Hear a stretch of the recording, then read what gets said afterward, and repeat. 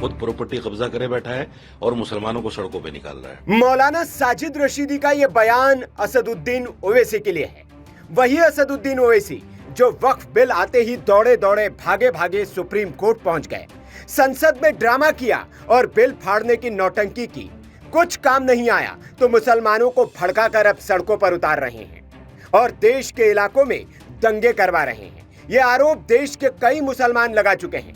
Dara Shikoh foundation के अध्यक्ष ने तो बाकायदा पत्र लिखकर इनसे मांग की है कि अपनी बहू बीवी बेटियों को सड़क पर उतारे ये नेता और खुद कितनी संपत्ति वक्फ की कब्जा की है उसकी सूची जारी करे। केंद्र सरकार ने वक्फ सुधार बिल लाया तो विरोध में उतरे ये नेता खुद ही नंगे हो रहे हैं। देश के मुसलमान ही इनकी पोल पट्टी खोलने लगे हैं। मुसलमानों के नाम पर राजनीति करने वाले इन लोगों ने कैसे आज तक मुसलमानों को ही ठगा है, हथियार के तौर पर इस्तेमाल किया है, उसकी पोल खुलने लगी है। वक्फ की जमीन पर खुद कब्जा करके बैठे ये नेता वक्फ सुधार की इस्लाम की आड़ को लेकर मुखालफत कर रहे हैं, लेकिन अब मुसलमान ही इनको आईना दिखाने लगे हैं। दूसरी तरफ ममता बनर्जी जैसे विपक्षी नेता है जो ये कह रहे हैं कि ये बिल राज्य में किसी भी हालत में लागू नहीं होने देंगे क्योंकि ये सबसे बड़े मुसलमानों के खैर ख्वाह है। लेकिन ममता के मंत्री भड़काऊ बयानबाजी कर रहे हैं, सड़कों पर मुसलमानों को उतार रहे हैं और ममता की पुलिस उन्हीं मुसलमानों को पत्थरबाज बनाकर जेलों में ठूंस रही है। ये आरोप मौलाना साजिद रशीदी ने लगाया है कि ममता बनर्जी मुसलमानों की हितैषी नहीं है, अपनी राजनीति के लिए मुसलमानों का इस्तेमाल कर रही है। मेरी जानकारी में करीब 22 लोग गए हैं। 10 लोगों को मंजूर किया है कोर्ट ने कि भाई इस पर सुनवाई करूंगा। उनकी याचिकाएं उनको लगी होंगी कि हाँ भाई इस पर सुनवाई होनी चाहिए, और 15 या 16 शायद उसमें लगी है कि भाई सुनेंगे।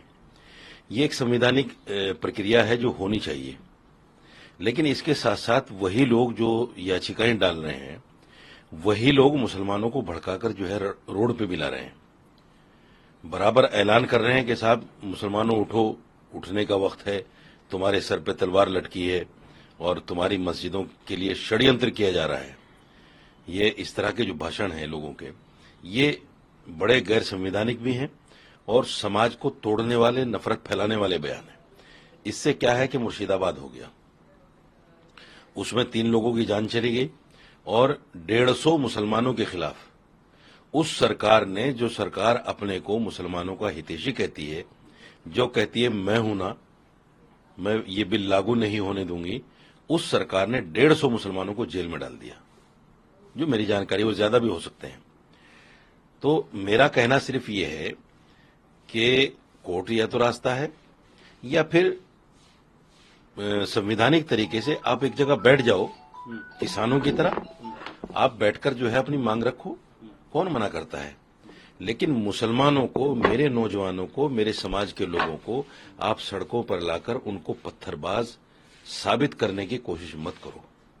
उन पर टैग लगा हुआ है कि मुसलमानों पर कि ये पत्थरबाज हैं, दहशतगर्द हैं, आतंकवादी हैं। मैं उन पर से ये टैग हटाना चाहता हूं। मैं चाहता हूं कि मुसलमान समझें विपक्षी दलों की चाल को और खासतौर से असदुद्दीन ओवैसी की चाल को कि ये चाहता क्या है देश में। खुद प्रॉपर्टी कब्जा करे बैठा है और मुसलमानों को सड़कों पे निकाल रहा है।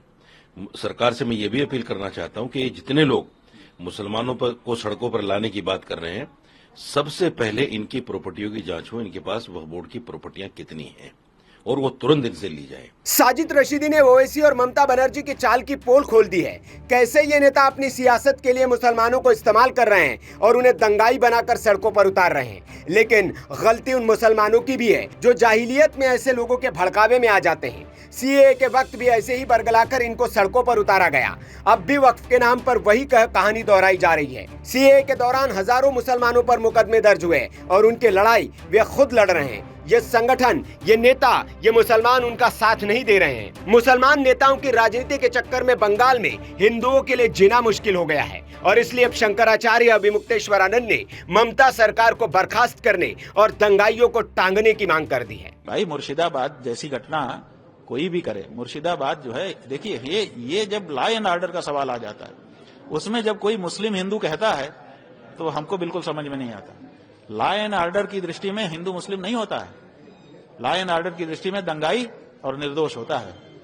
तो अगर दंगाई चिन्हित करके पकड़ लिए जाए और लटका दिया जाए, माने कड़ा दंड दिया जाए, रूह कांप जाएगी। लेकिन सरकारें ये नहीं करती हैं। और सरकारें ये नहीं करती हैं, जिसके कारण राजनीतिक लोग ये सब बीच बीच में करते रहते हैं, निर्दोष जनता भरपाई करती रहती है। अब वहां हिंदू मुस्लिम की राजनीति आ गई है, भाजपा हिंदू की राजनीति करेगी, ममता मुस्लिम की राजनीति करेंगी, मारा कौन जाएगा? कुछ हिंदू कुछ मुसलमान, ज्यादा हिंदू कुछ मुसलमान।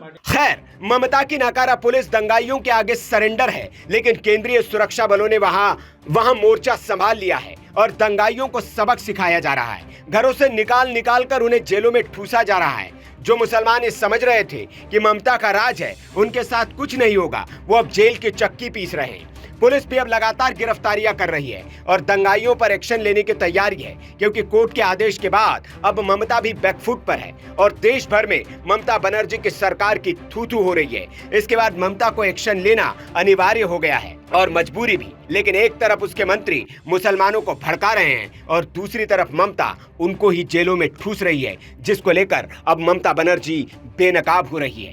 Bureau report, VK news. VK news, राष्ट्र के नाम।